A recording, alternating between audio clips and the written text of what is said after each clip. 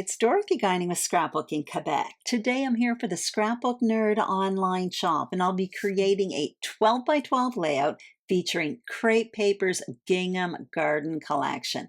I am going back to the basics for this one. No fancy tools, just my straight trimmer and the collection. And I'm going to be using the Noble border design. And I call it Noble because this layout design has stood the test of time.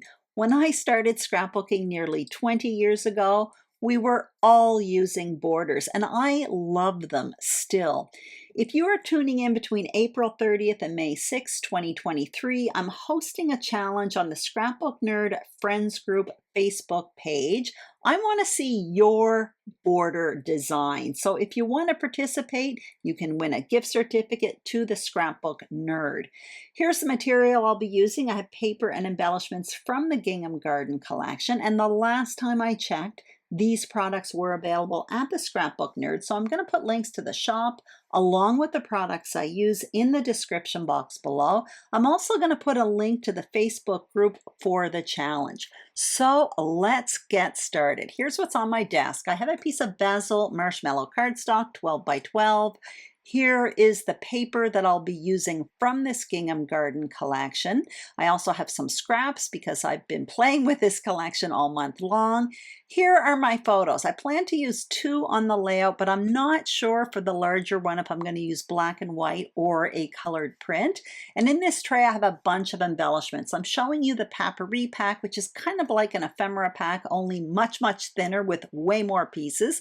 And I kind of divided them by size and by color because that box has 200 pieces in it. I also have clear stickers from this collection along with the alphas. So the first thing I'm going to do is start cutting up some paper to create 2 borders, one for the left side and one for the right side. Each one of these papers, or I should say each one of these borders, is going to have 2 different printed papers. I'll put measurements for what I'm doing on the screen a little bit later on. And I do want to mention that my page design, my jumping off point, was a page Becky Adams did for a class for Crop and Create delivered last November. She used the same vertical borders on each side on one of the pages she showed us. I change up what's in the middle, but my jumping off point was her page. What you saw me do there was apply a bit of ink to the edges of all of my strips of paper, and the ink I used was Morning Mist by VersaFine Claire. Now what you see me doing is just simply adhering the pieces of paper together, and when I put measurements on the screen for these pieces, I just want to point out that for the floral strips of paper, the measurement I'm listing is for visible paper only. And as you can see, I cut mine wider and I tucked it when I was adhering them underneath the green paper. So I'm happy with that. What I'm going to do is adhere these borders to the left and right hand side of my foundation page, and then I'm all ready to start embellishing my page. What I will want to do first, however, is to select whether or not I'm going to be using a colored or black and white print on my page. I'm also going to want to add some photo mats.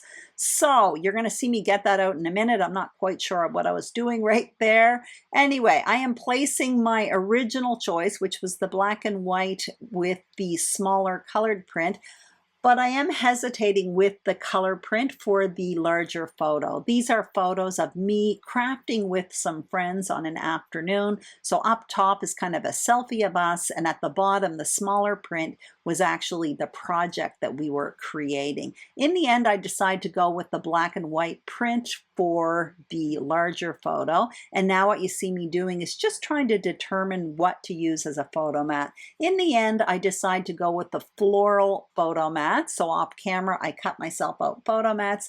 I also inked them like I did those strips of paper, and I adhered them behind the photos. So I'm just showing you my setup for my embellishments. And I also have my title here. My original title that I thought anyway was going to be Happy Crafternoon, but I find it takes up too much space. So I know I'm going to have to alter that, but I will work on it later. I do have a few ideas there. What I want to do now is just start adding a bit of color to this white area of my page where my photos are going to go. So I'm starting with the larger papyri pieces. And as I mentioned earlier, they're kind of like ephemera pieces, but much, much thinner. And why I like them is because I can add tons of layers and it doesn't add bulk to my layouts. And I really like that. When I first bought this product, which was from a Vicky Boutin print shop collection, I wasn't sure if I was going to like it because of the thinness, but it turns out I really do love this product. So you can see in the top left there above the photo, I layered up a few pieces. I kind of staggered them up and down. I also put another one in the bottom right corner, another pale green one. That's where my journaling is going to go later on. I've got my photos placed, and now I'm coming in with smaller pieces. Again, from the papyri pack, but I'm also playing around with the clear stickers. Now, this is a bit different for me because normally I'm playing with ephemera pieces, which are thicker, and normally I'm playing with cardstock stickers, and these are clear stickers. So I don't want to put my clear stickers on wax paper because they're clear. I don't want to pick up any residue that I'm going to see through my sticker. And also, when I'm putting down these papyri pieces, because they're thin, it's not like adhering ephemera, which is a little thicker and tougher to the page, and then being able to lift it. Once I put adhesive on these pieces, they are going to be stuck to the page, or I risk ripping them or bending them. So what you saw me do once I determined my placement is I took a pencil and just marked where I wanted to place these items. So I marked where that beige piece of papyri is at the top of the page. I also marked where that peachy colored one was for the top, and I did the same thing for that green piece that you see me adhering right now at the bottom. Again, I love this product because I can layer it without adding bulk to my page, and that's important to me. I have been scrapbooking for nearly 20 years, so I don't want my albums to be too bulky, but at the same time, I do have to be careful with it. I also added a clear sticker underneath those layers in the top left and kind of at the bottom right of that photo at the bottom. Now you see me adhering the larger photo towards the top, and then what I will do is come in with another one of those papyri pieces, and I'm going to tuck it between the two photo mats. I do like working with layers when I'm creating my embellishment areas. And one way of doing that is working behind the photo mats, between the photo mats, and between the photo and photo mat. And later on, of course, on top of the photos. Now I'm adhering the photo at the bottom of the page. Now you may have noticed I took two pieces from the papyri pack and peeled off the back. That's because some of those pieces are actually washi tape stickers. So I'm taking one of them now, it's kind of a peachy color, and I'm placing it underneath that small photo at the bottom. What I want there is kind of a repetition of that embellishment cluster that's directly above it, above that larger photo. I'm happy with that. I also have this banner piece. I can't read it on the screen right now, but I had flagged it. I thought, wow, that would be perfect on top of that small photo at the bottom. But funny enough, when I put it there, I do not like it. So I tried it on the photo. I'm trying it underneath the photo, but I feel like it's taking away from my page. So I decide to forget it. I remove it completely. And now I want to work on my title. So I know I want it to go along that border over there on the far right.